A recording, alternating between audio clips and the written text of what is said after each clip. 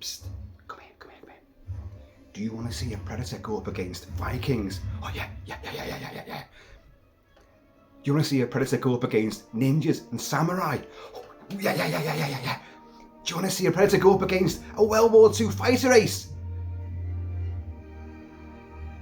Never really thought about that, but now you mention it, yeah. Hey folks, Kilt-Man here, Kilt-Man at your services. How are you all? Hope you're all doing very, very well.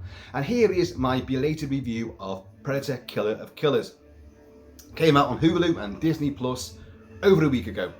I've seen it a couple of times, and but I've been delayed in doing the review for just stuff. You know, that horrible thing that lurks on the threshold of our daily existence. Stuff. It bubbles up like a cumulonimbus cloud and just completely submerges you in its stuffy stuffness. Anyway, now I shall review it. You've all seen it now. You've had plenty of opportunity to see it, so spoilers ahead. Dan Trachtenberg is the saviour of the Predator, the ailing, groaning under its own weight of fan expectancy and anticipation Predator franchise. It's just, I love loads of it, but I hate loads of it too. Now we're all on the same sort of thing. There's ups, there's downs. It's not consistent across the board. But Dan Trachtenberg, who previously done 10 Cloverfield Lane, came out with Prey. I adored Prey. I think it's got a few sort of narrative issues. As I always say, those French fair trappers. Oh, I can't decide even to this day whether I don't want them there or I want more of them. They are just an unnecessary bit shoveled in there. And that fucking flintlock pistol, oh God. But I love Nauru, and I love the whole concept of a historical setting, and you know, the Comanche nation are going against a young, not quite so experienced Yautja feral predator. I loved it. Clearly there was going to be more from Dan Trachtenberg.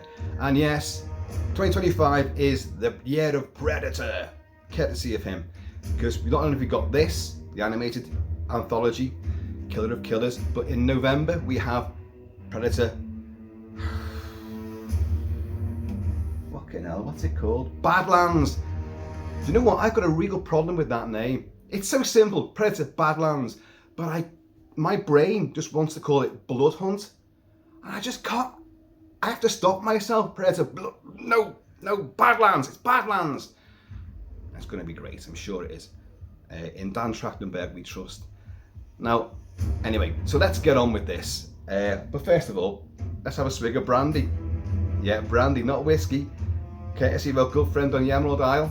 Yes, we have a bottle of 3 Barrels brandy. It's not quite as alcoholic as whiskey, but very tasty, very Moorish it is too. And yes, I'm drinking it from a glass, not the bottle. I think brandy's a bit more elegant and a bit more sophisticated. It doesn't need, you know, a Neanderthal like me swinging from the bottle all the time. That comes later. Cheers, y'all. So we've got 3 stories in this animated show. And first of all, Vikings, then you've got samurai, then you've got World War II. But you have a final story which we weren't told about beforehand. We didn't know it was going to happen, but a lot of conjecture was that are the characters who survive these stories going to somehow be connected? Will the whole thing be interwoven for some big protracted finale? Well, yes, that's exactly the case.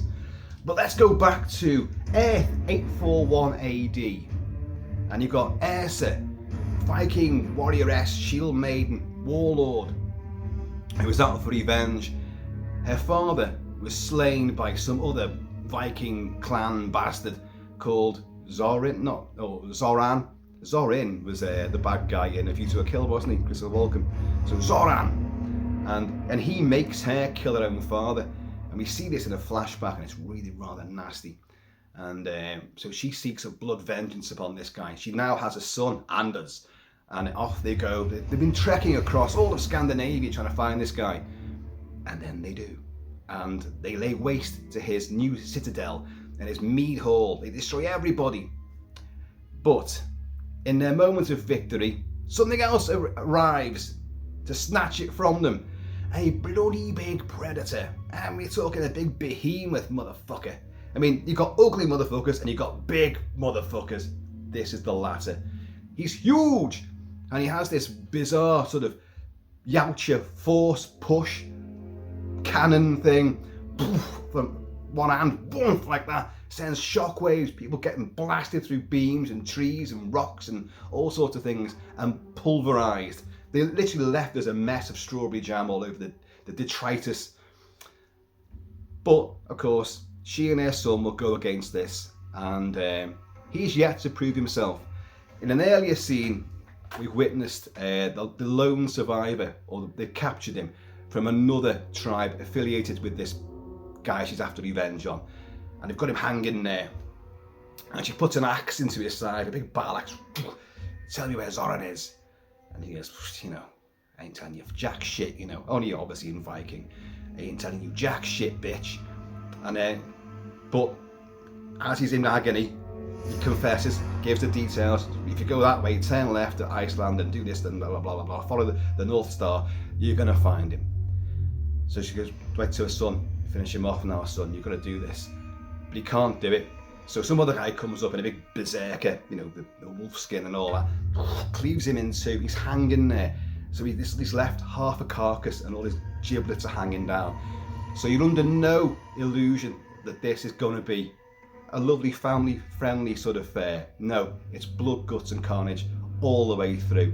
In fact, I lost count of the amount of heads that have come off in this movie. They're getting lopped all the time. You could play a drinking game, every time a head comes off, have a swig. You'll be palatic before halfway through. Cheers, y'all.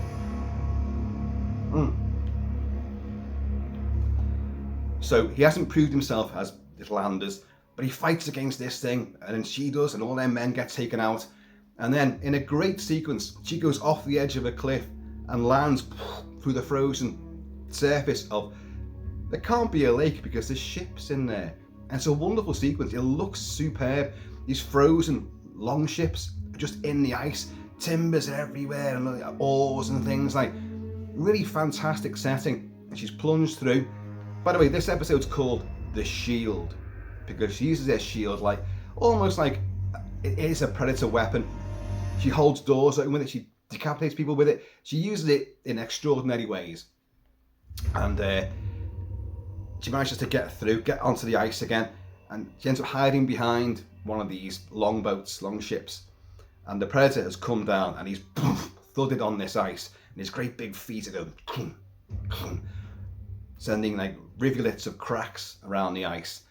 But she's hiding and playing, you know, hide and seek, escape and evasion. And it's a really tense sequence. Actually, I think it's one of my favourite sequences in the movie overall, as he's thudding around and looking for it. And then in one of many callbacks to the original movie and the others, he knows someone's around, he knows she's there somewhere. So he starts doing his force cannon thing, blowing ships apart and ice erupting everywhere, but just randomly, like the first Predator in the 1987 classic with Arnie as Dutch. When Arnie's in the big mano-a-mano battle at the end, at the start of it, he's caught the Predator unaware, who then stands on a tree branch and just fires from his laser cannon on his shoulder in every which direction. It's like that. She will have to outwit this thing. He's brute strength, he's raw power, but she's pure vengeance. She's a vixen, a Viking vixen of violence. And she gets the upper hand by managing to, somehow or other, with superhuman strength, pull up a huge anchor and manages to drop it on him and tie it around him and use his own force cannon against him. And he ends up through the ice, gets dragged down to the bottom. And I think, does she do something with the force cannon again? I can't quite remember now. Boom! But he's taken out anyway. And she manages to clamber back to safety. And up top again, she finds her son, Anders. And Anders, sadly, is dying. Because after she got kicked out, he's obviously gone against this thing. And it's took him out. And he's bleeding profusely from the gob and all that. And she's like, Anders, because she's lost her own father. Not sure where Anders' dad is. Can't remember. Did he even mention that? Can't remember. And she holds him in her arms, and it's quite an emotional scene. And he's saying, like, you know, hey, did you kill the Grendel, the monster? Because they called it the Grendel, which of course is based on the Beowulf legend Anglo-Saxon tale, but it's based in Scandinavia and Denmark. And so any big, huge monster thing, it's Grendel. So this was the Grendel. And she's like, yeah, I killed it, but then he dies in her arms. And she's like, no. Okay, so that's your first story.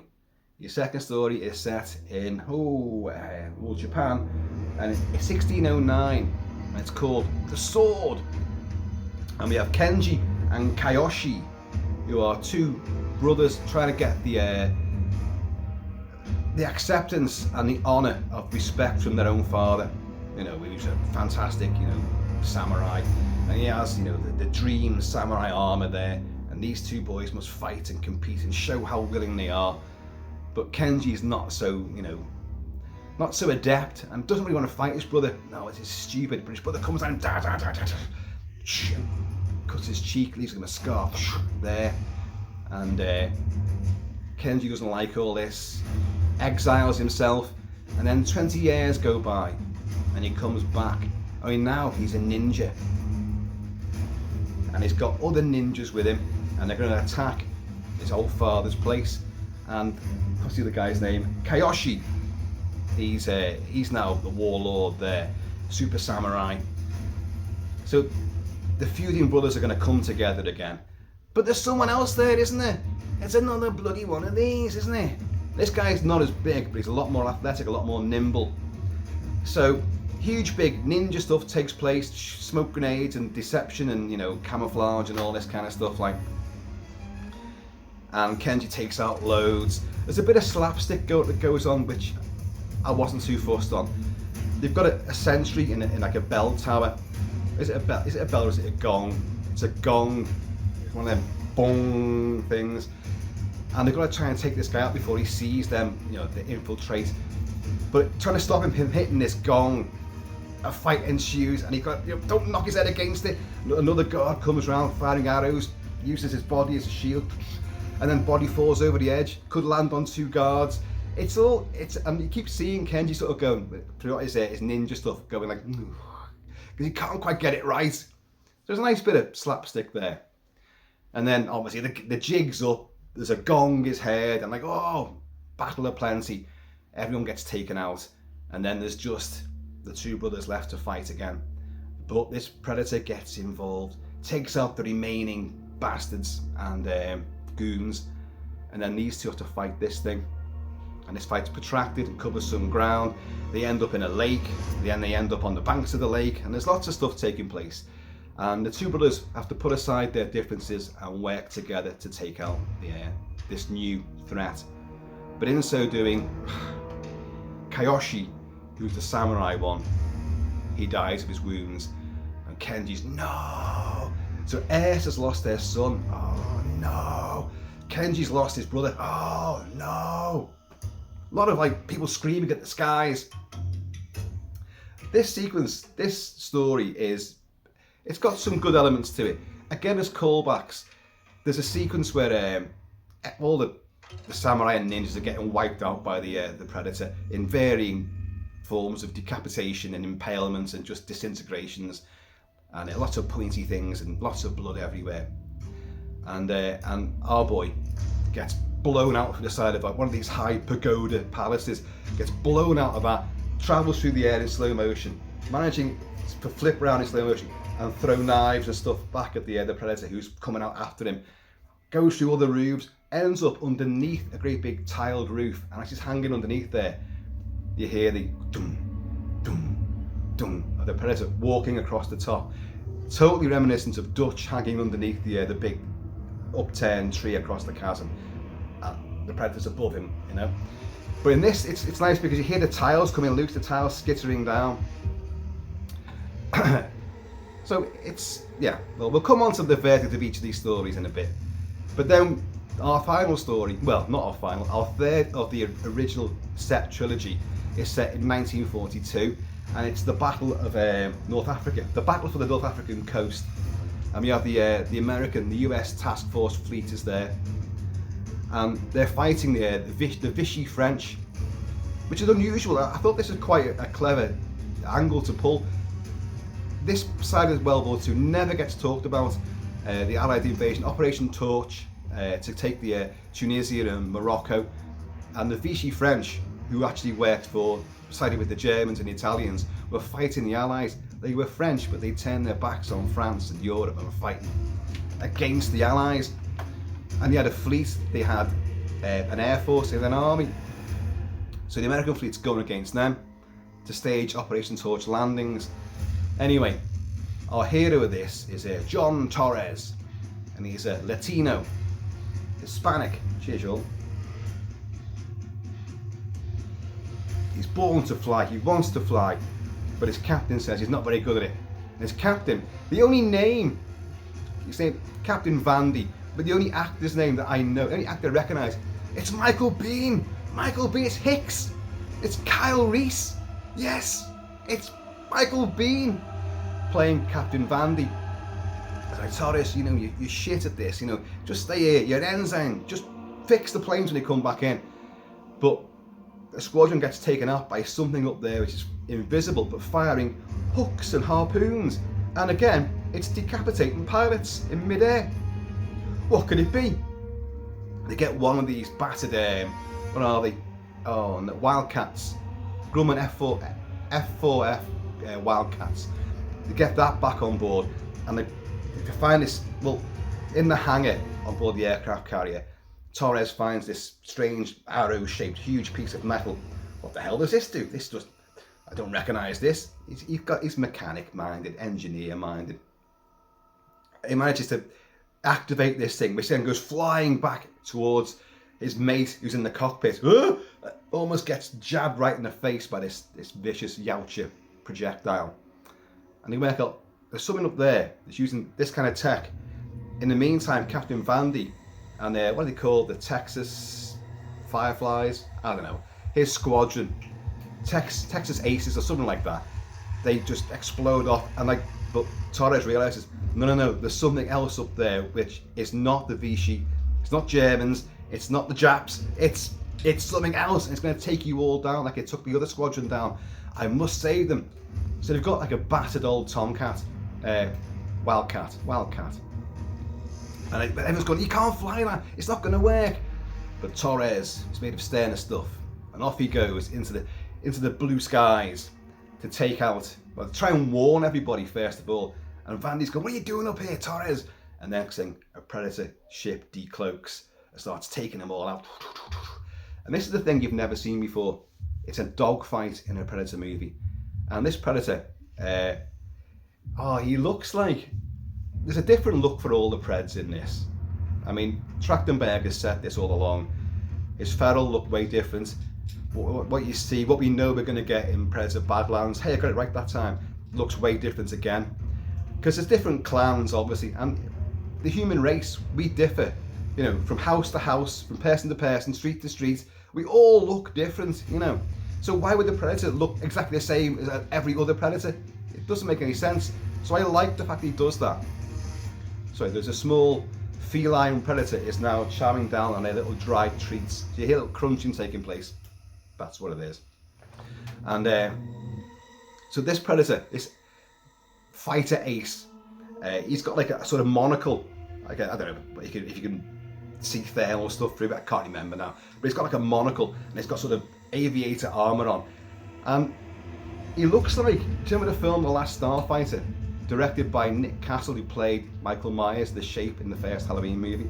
It stars Lance Guest, who gets Excalibur style, gets taken off after on air, winning on a great fucking video game. Because he wins it, it's actually a simulation of what they want pilots to go through to fight for the frontier against this evil alien race, and he gets whisked off to fight against them for real. But their commander-in-chief looks just like this predator, and he has a monocle that goes over his eye like that, and this pred looks just like that. I couldn't help but think of it at the time. And the pred takes them all out. There's more eviscerations, harpoons going through from the tail of a plane right the way through someone's body, out the propeller, comes back again, just completely eviscerates them, or they get sucked into engines and things like that. In the end, there's only Captain Vandy, Michael Biehn, and Torres. And Torres is saying to him, oh, fuck's sake, you know, there's a fair bit of swearing in this one especially. this motherfucker and this son of a bitch, and holy shit, you know, you get this. And he's working out what's happening. Look, this thing's firing these. It's using heat. It can. He works it out. It can see us fire our heat signatures. Okay then. And to compound this, Torres's own plane, his crippled plane, he's got a bomb under one wing, and it bursts into flames. So what does he do? He climbs up, he gets this monkey wrench or something, and holds down the throttle or whatever the hell he used, the joystick and all that. Keeps the plane flying steady, and opens the cockpit and climbs out. Suddenly you're into Tom Cruise Mission Impossible, and he's on the wing and he's trying to damp out the flames, and Captain Vandy's going, Torres, what the hell are you doing? Get back in the plane, man, get back in the plane.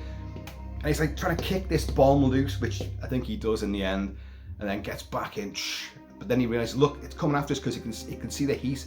So what we have to do, climb to the upper atmosphere and shut our engines off, so there'll be no heat.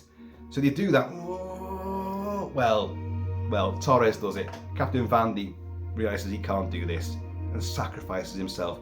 Good luck, Torres. You know, you make a good pilot. Always knew you would, but whatever.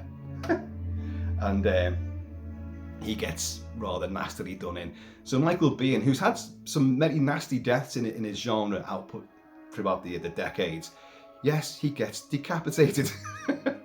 Cheers.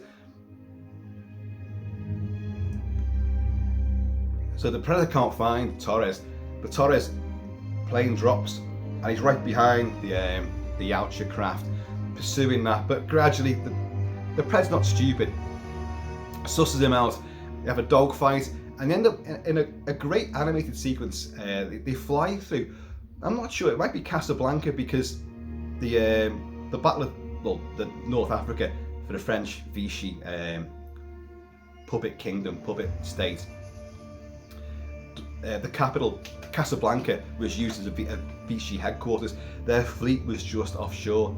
So you see Torres flying, sideways through streets and, all this sort of shanty towns and all that kind of thing. All the little Moroccan cafe bars and stuff like that. But the Pred's going right after them as well.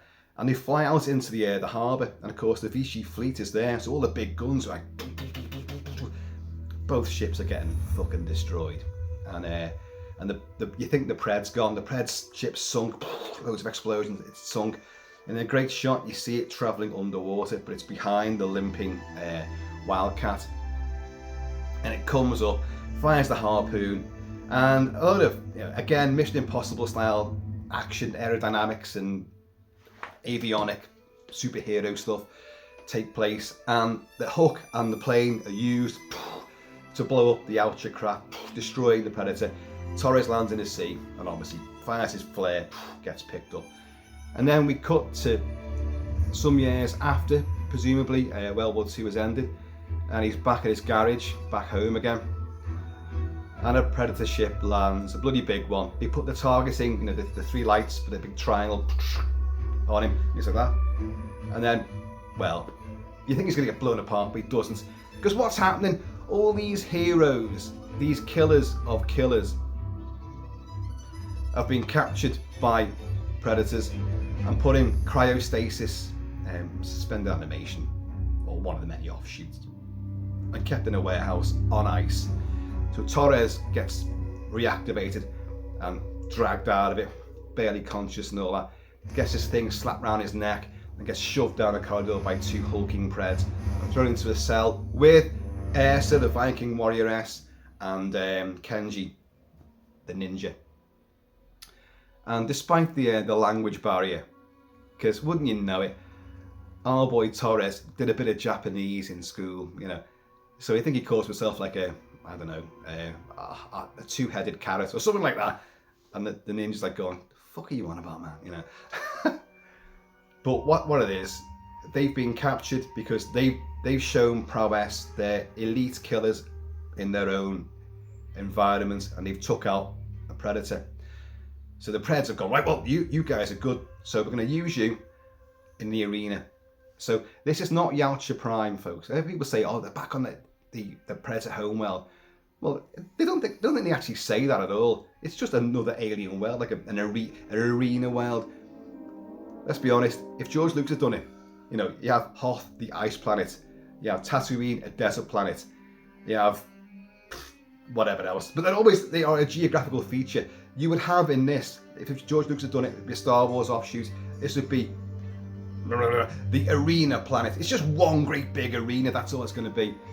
And there's hundreds of Yautja all there, and a big predator warlord who, he's a big motherfucker, lands down in his own little personal craft, stands on a big rocky podium and announces, because these things can translate, these things around their neck can translate the voices so they can understand each other, but also there's bombs in there.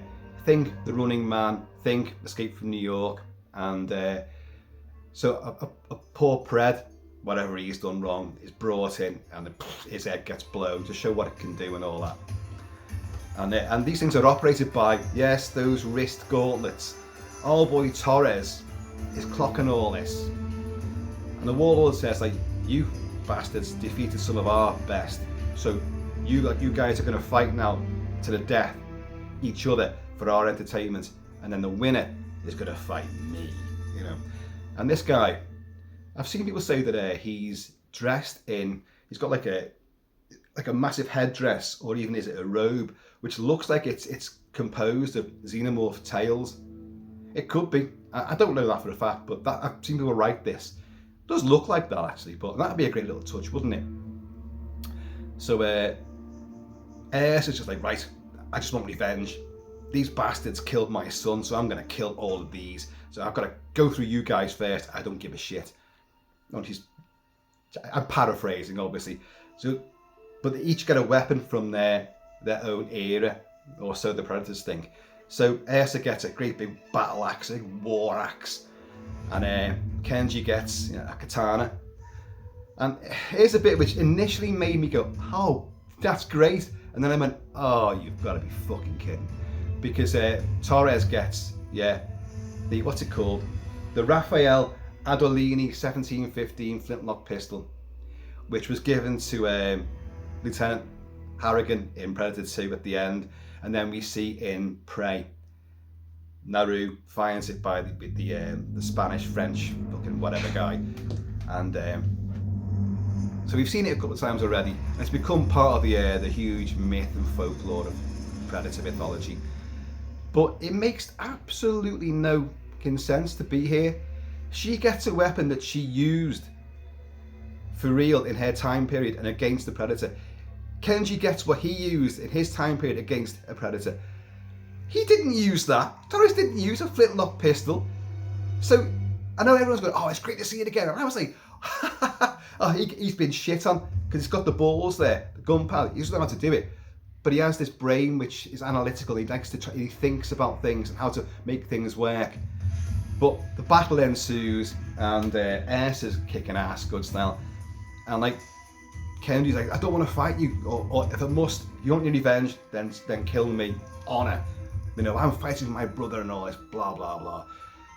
In the meantime, in a very distinct rip-off of John Carter, and I mean this, and absolutely no one else has said this. No one. And it's been out for over a week, and I've read many reviews, and no one's mentioned it at all.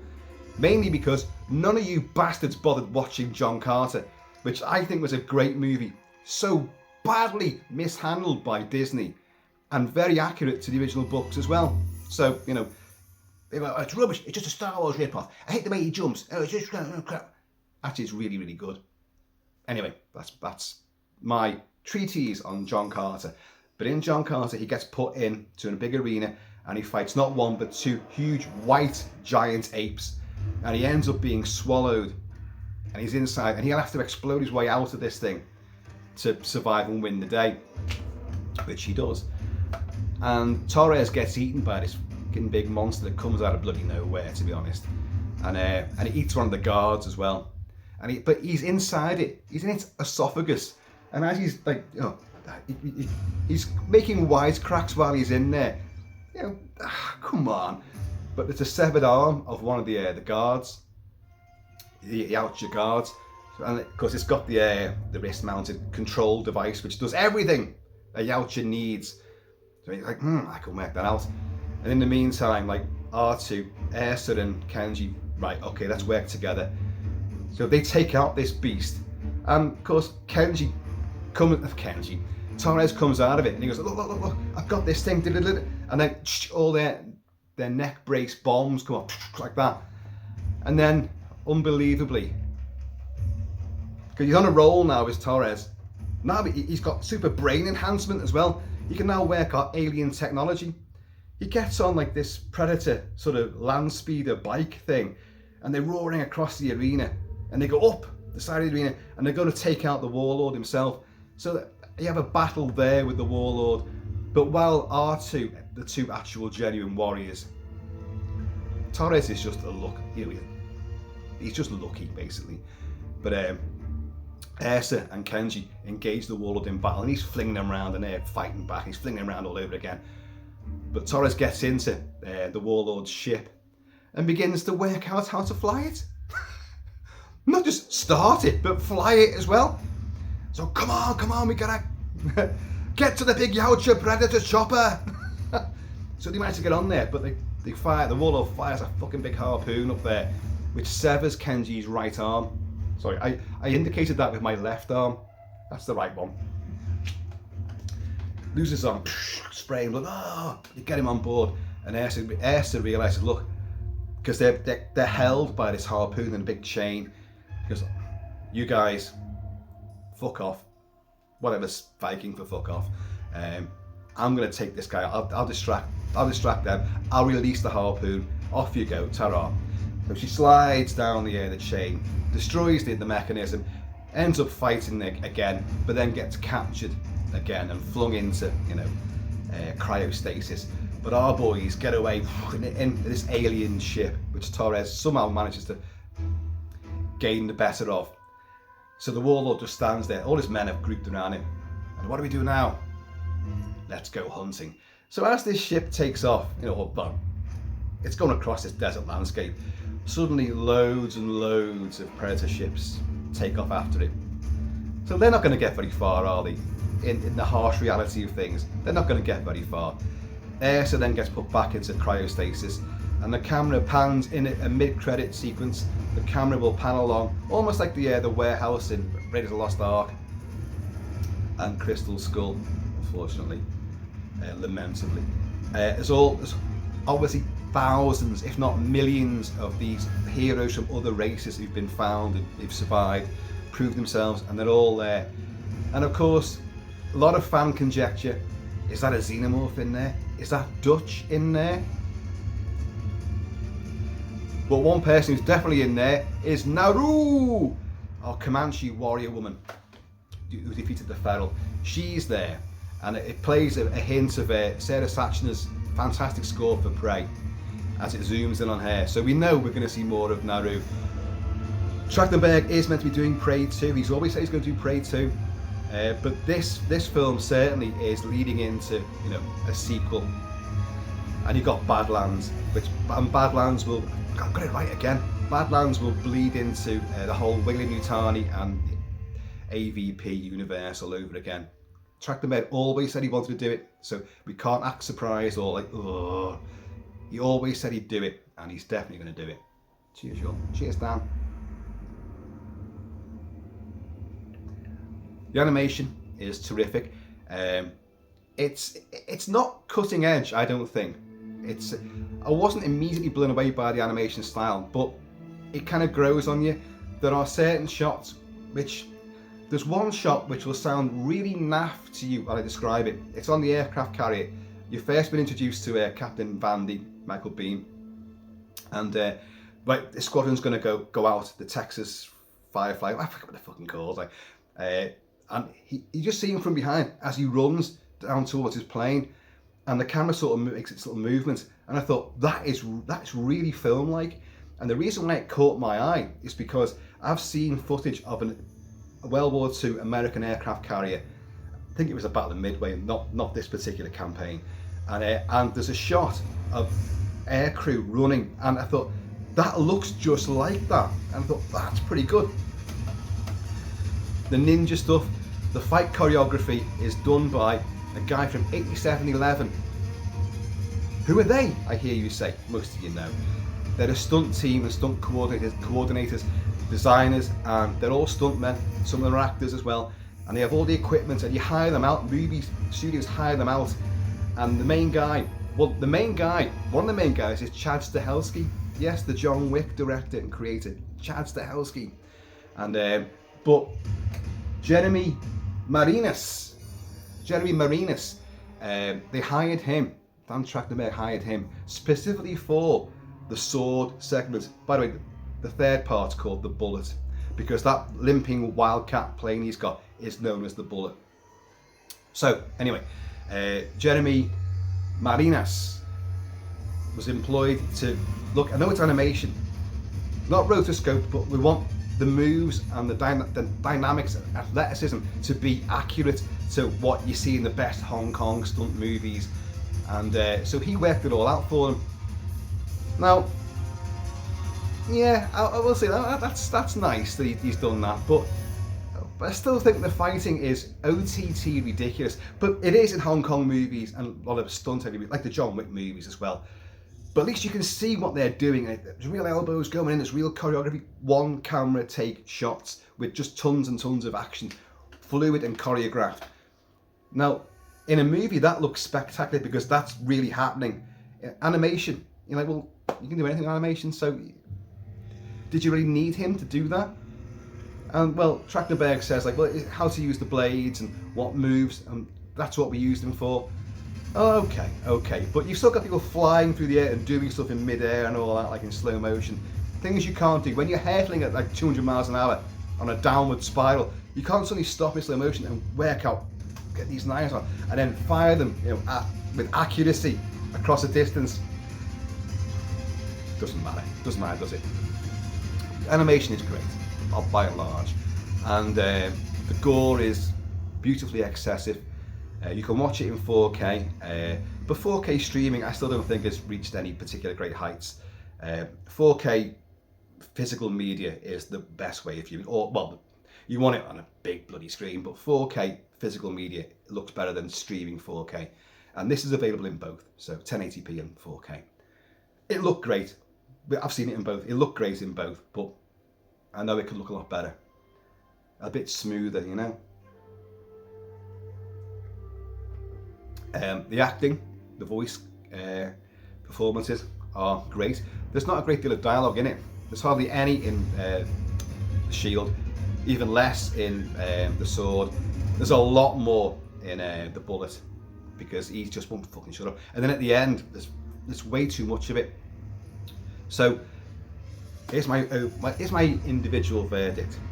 The Viking Saga, I loved it. I thought the vengeance thing was perfect. The backstory was great. Losing her son was a tragic element. The frozen sea of trapped ships and the suspense of her hiding behind these as he thunders around looking for it was great. The threat of this behemoth was superb. You genuinely were afraid of him. So I loved the Viking story. I thought that was terrific. The ninja one, Ninja Samurai one, which everyone is saying that, oh, that's the best, that's the crowd pleaser. I was bored in that one. I'll be perfectly honest with you.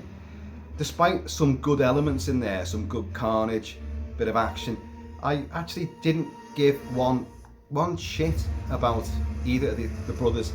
I didn't care.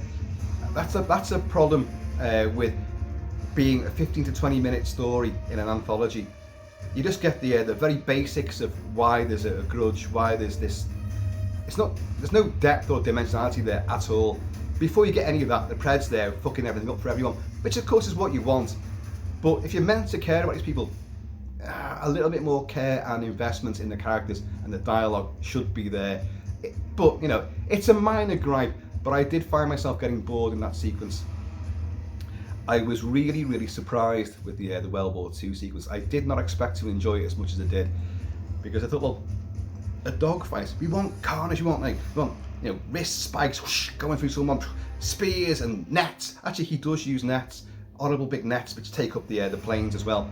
There's a variety of weaponry throughout all the movies, all the stories. But I really enjoyed that. But Torres is annoying. Is this camera slightly tilting? It's tilting, isn't it? Let's try to get back on track. Now it's going too far. Like, oh, what the hell? What the hell? If you're getting dizzy, the best thing is to have some hard liquor. Cheers, y'all.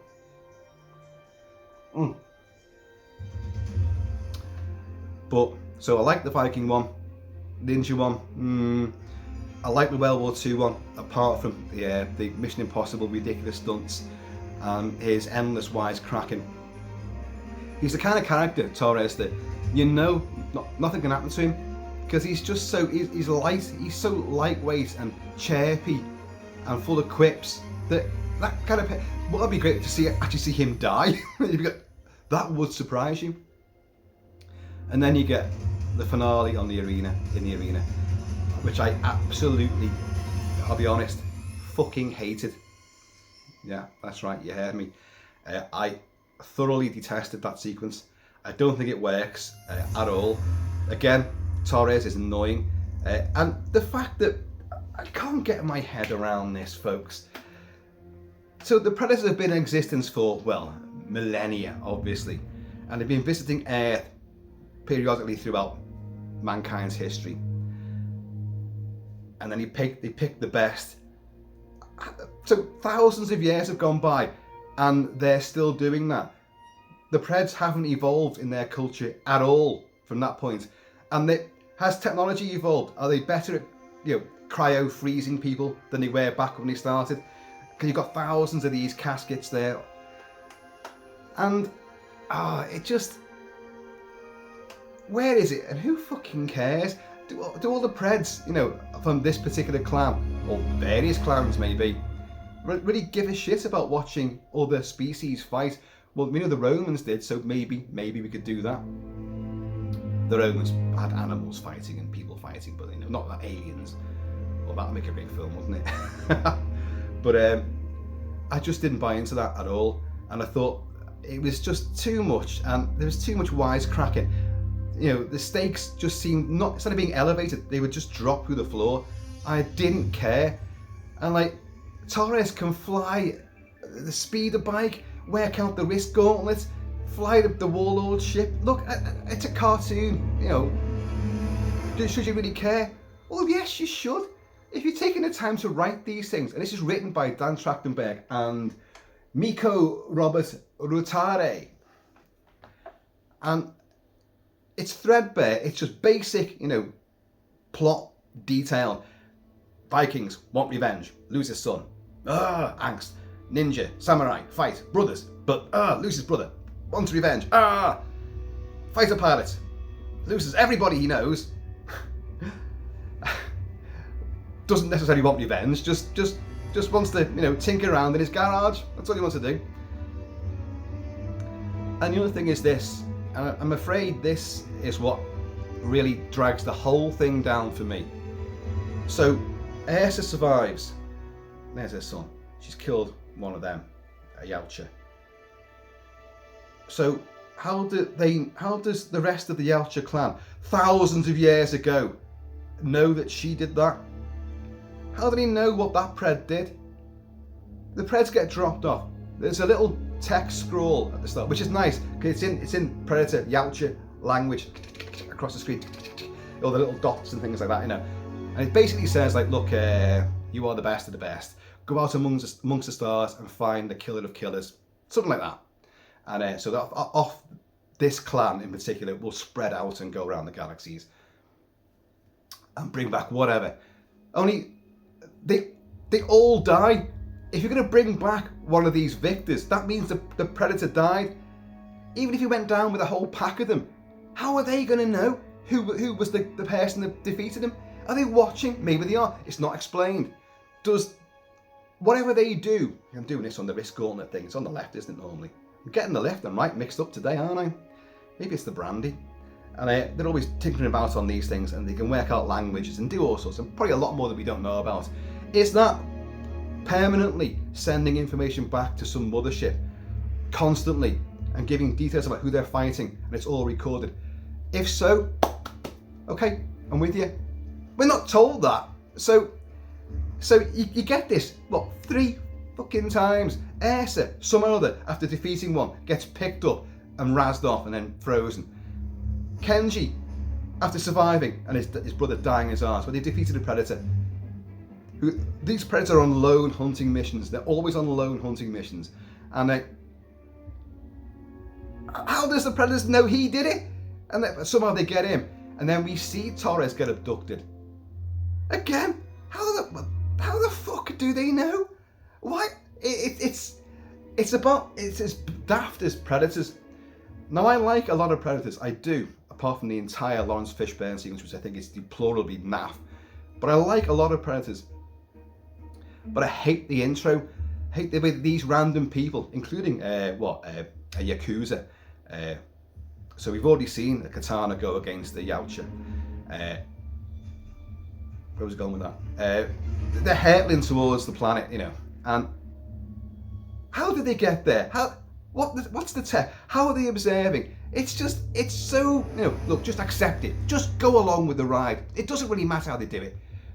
And Predators annoy me, but it doesn't bother me too much. I can get over it. But in this, I'm afraid I can't get over it. It's just some kind of line or something that gives it away how they know who's defeated their individual hunter, and they come back and get them. How do you know? Now, okay, before any of you shouted out, and I know, at the end of Prey, believe you me, Dan Trachtenberg wasn't using that as a template for this. Cheers, y'all. Naru has lost her brother. She's defeated the feral. Comes back to camp. She's now going to be, you know, war chief of that tribe because she's defeated the monster that's out there. And then it cuts to all the animal skins and the pictographs, which the Indians would draw in blood or vegetable oils, or their own paint system made out of vegetable oils, and they paint these things on. And of course, you see a sudden fleet of predator ships coming back down towards it, and Naru and her tribe. So, with that in mind, I can see how they've gone for her. So this guy was sent out on a trial run. He lost, but she's good. She's got a bit of prowess there. So they'll go back and go and collect her. There's no way on earth that Dan Trachtenberg was thinking that at the time. He was thinking about, look, we're going to make more Prey 2. How is she going to outwit these? But now he's come out with this. So I can see how she got picked up. But the rest, I honestly don't know. It doesn't make any sense to me at all. I know I'm going on about that, but the film hinges upon that. Personally, I would have preferred this to have been 3, maybe longer stories. The Viking one, Samurai, and World War II. Make them 40 minutes long each. And a bit more character depth as well. But keep all that gore and the action as well. But would have made it a better movie. 3 separate sagas. This wraparound thing, for me, just doesn't work. It doesn't work. It's Attack of the Clones. George Lucas again. My God, that was a really piss poor arena sequence as well. But no, it didn't do anything. That to me did not add to Yautja lore and mythology. It's just like, because it's just random. Oh, this bunch do that. Let's say they don't all do that. But where are they housing all these gazillions of specimen? You know, no. Now, I'm Gemini, so I see both sides. And on the flip side of my complaint there, if one of them is Dutch, that would be cool. Part of me, again Gemini, doesn't like the idea of, you can't bring Dutch back. He survived, let him go. But we all want it, don't we? We all want to see Dutch again. And Arnie will not be able to play Dutch in a live action, but he can give the voice to an animated version. And the animated version could still be the Dutch that we have. Although he gets rescued, but then again, Torres goes back home to his garage and gets picked up from there. Oh, you see again, we're giving the Yautja far too much power and far too much interest in Earthlings. Go further next time. Let's see, other species in there, But even like predators showed other species, like those predator dog things. And okay, there's a beast in this, but it's a bit shit though. So, I always go to drink from the bottle there, like that Neanderthal I mentioned before. Well, I'm hairy enough for that, so let's do it.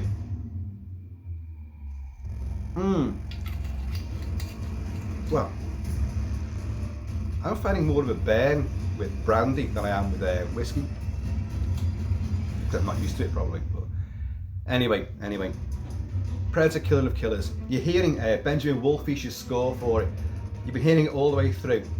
I've played this score a lot in the hopes I'm gonna find a track that I love. That's nothing. Don't get me wrong, I like the score, I like it a lot. It's great sort of background music.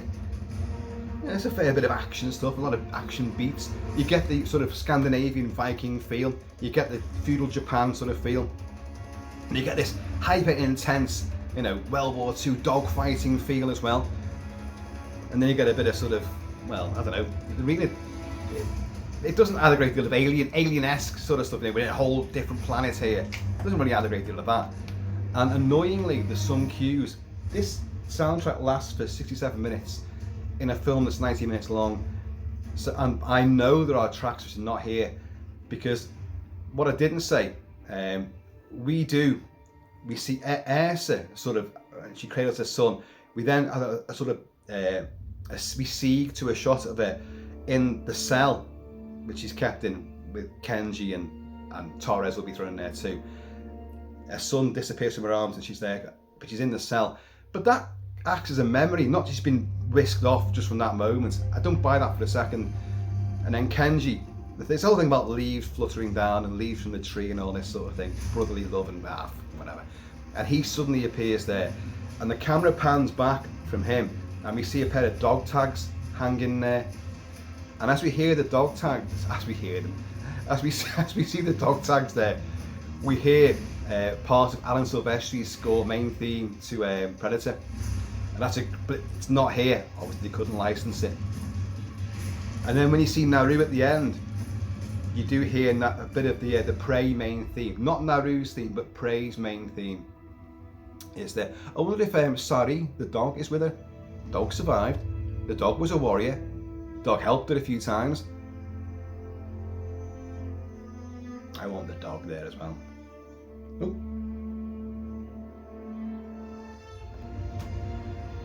You all think I'm an alcoholic, don't you? You all were correct. Cheers, Amundo. 3 barrels. You can't stay down with 3 barrels. Not with 3 barrels, you can't. Yeah, I probably can't either. Because once these are gone, I'm going to come back up for more. So, Predator Killer of Killers. It's an audacious, fresh shot in the arm. Despite my misgivings, I love the fact that this film exists. It adds a lot more. We're seeing the things which really every fan's wanted to see, but also probably couldn't get in a big movie. Can you imagine getting the budget for a big Viking story of the Predator? We all want it, but I don't think they'd do it. You might get it now. With this has been a huge success and critically loved and adored by literally all and sundry. The best Predator film since the original. It's good. It's good, but it's not great. But you want to see the ninjas and samurai fighting them as well. These are just fanboy, wank wishes. That's all they are. But to get the money to do it and to wrap an entire big story around it, it's going to be a huge big thing. Trachtenberg has a plan in mind. You're going to get another animated film. You're going to get a follow-on from this. Sadly, if it's going to have Naru in it, then you're not going to get a live-action Prey 2, which I wanted. But I think he's sidestepped that now by having her there. That's what he's done. Personally, I like to see another live-action one. Another annoying thing about this is that, well, it's part of the overall story. that the Preds all lose. And how many times have we all been banging on about this? I've been doing it for years and years and years now. That you want to see a story told from the Predator's point of view, and you want to see the Predator win. Now, it doesn't have to win against humans. And I said this way before we knew anything about Predator Badlands even coming out. I said, I want to see him on an alien planet where his weaponry, everything is crash landed. He can't get in touch with any help, any assistance. And it's festooned with really badass monsters that are on that planet. And he has to live like Rambo, without weaponry, but just on his wits and his guile and his cunning alone, and survive. And the whole thing will be told through his viewpoint. So you can't help but side with him. Now, we're getting that with Badlands. We are definitely going to get that. And I've already talked about that a fair bit, and we'll talk about it a lot more. But so finally we're going to get that. But this film, the Preds are still ultra bad guys, and they're calling all the shots, but they always lose. Yeah, they do. They always lose. They're really crap at their job, aren't they? But they make great t-shirts. And no, by the way, this doesn't glow in the dark. I know you think it would do, don't you? You really think it would do. It glows in the ring light. It glows, you know, in a room light. Turn the lights off, you can't see a thing. It's completely invisible. It's like I've bedecked myself in mud, or I've changed my camo. Anyway, I've been asked a lot to do the review of this, and I know it probably isn't what a lot of people are expecting, but overall, I am happy this film exists. Will I watch it again? I want to buy. Yes, I want to buy it on physical media. Prey came out 4K physical media, so there's a good chance we're going to get this physical media. I would hope so. I pray so. Oh, I will definitely get it. But will I watch all the movie? No, I won't. I'll watch the Viking one, World War II. I'll probably watch the ninja bit as well. But after that, once they wake up and they're on this arena planet, nah, screw that. I'm not watching that shite. And I do stand by that. I thought that sequence was awful, really awful. But if you loved it, I can understand why, because it's a different thing. You're getting a bit of Gladiator thrown in there as well. It's all hunting, it's all death, kill, victory, honour. It's all about that. And from that aspect, it works, but it's not what I wanted at all. I didn't want to see these people have to fight each other. And I don't even think that would work, that would register in my opinion about the Yautja. We've all got our own opinions, like arseholes, we've all got one. For me it didn't work, but if for you it works, then you know, who am I to complain? Who am I to denounce it? But I didn't like it at all. Maybe it could have been handled differently if Torres wasn't such a wisecracking, so really paper thin, just goon. It's just he's a buffoon, but he still comes good. But I just hated him learning everything about the wrist gauntlet and the speeder bike and then the warlord ship. Get lost. Just get lost. That's just fucking stupid. You haven't got a fucking clue. And the one great guy there, Kenji, he gets a fucking arm ripped off. Oh, another throwback there. Dylan, you know. You son of a...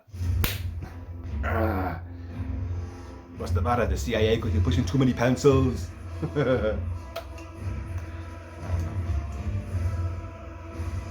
What? We never saw Billy die. Did we? We heard him scream. We know he dies. We know he dies. But what if he didn't die? What if the Pred just cut him up and went like, you know, come back for you later. I want to get them first, but I'm come back for you. And then the Pred gets beaten by Dutch. And then the Preds, with their unbelievable technology of like, well, let's watch what this guy does. And like, this guy survived, this guy did. Oh, well, we must take them back for our little collection for future arena fights. And they go back and they get Billy. What if Billy's in one of them? That'll be like, wow, he didn't die after all. Oh, that would be great.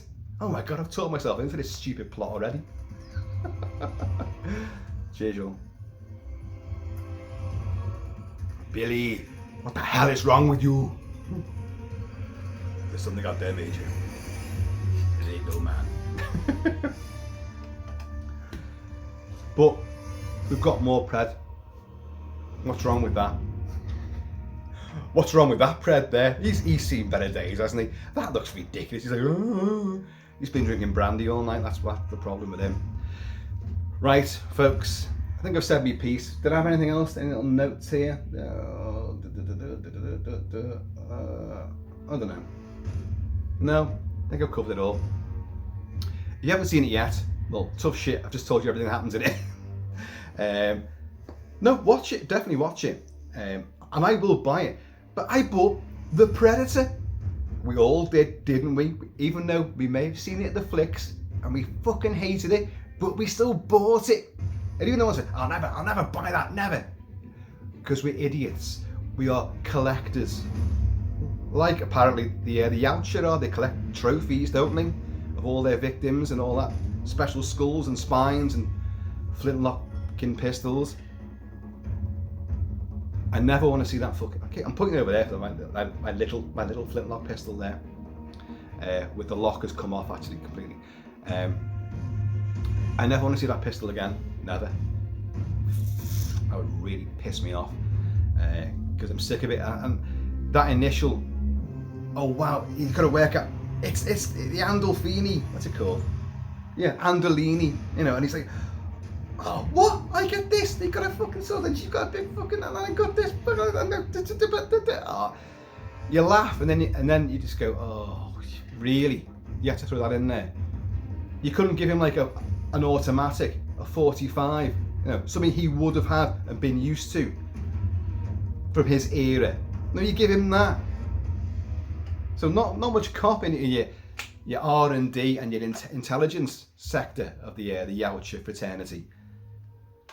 And so this culture of like having an arena, because obviously it's thousands of years, unless they've mastered time travel, which Dan Trachtenberg has categorically said, no, they haven't. They don't use time travel. That is not a feature of his stories at all. So they've been going for millennia, and they've been taking people from different millennia and then storing them for millennia, and their culture hasn't fucking changed at all in all this time.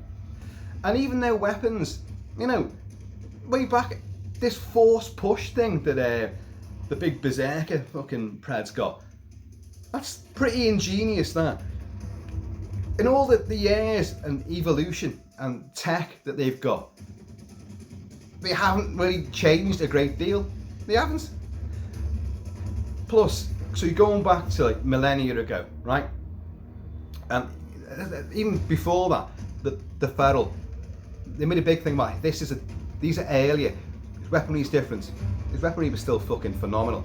And the big elephant in the room, or the big white gorilla, if you happen to be in John Carter on Mars, they can fly interstellar spacecraft and have been able to, again, for millennia. So these are hyper advanced, you know. I don't know why I'm arguing that, because you know it's all part of it. So what, you know? So what? I'm just making points, folks. Making points, raising little notes as they come to me. Cheers, John.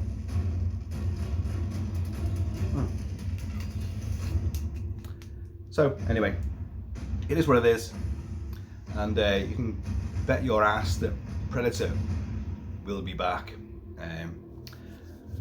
So in the meantime, as I said, get to the chopper. In between time, please keep it Kilted, keep it Celtic, and I'm going to see you all later. I sound like I ripped it apart there, didn't I? And I don't mean to. I could say again for the record, I love the Viking story. I got bored with the ninja story, but I loved a lot, more than enough, of the World War II story. But I hated the arena. I hated it. And from a guy that's tattooed with that, to say I hate the arena, that's saying something. Right, folks, be happy, be healthy, enjoy movies, don't fight real wars, just let movie characters fight the wars for you. And in the world of today, it's war aplenty, isn't it? It's just ridiculous. I'm out of here.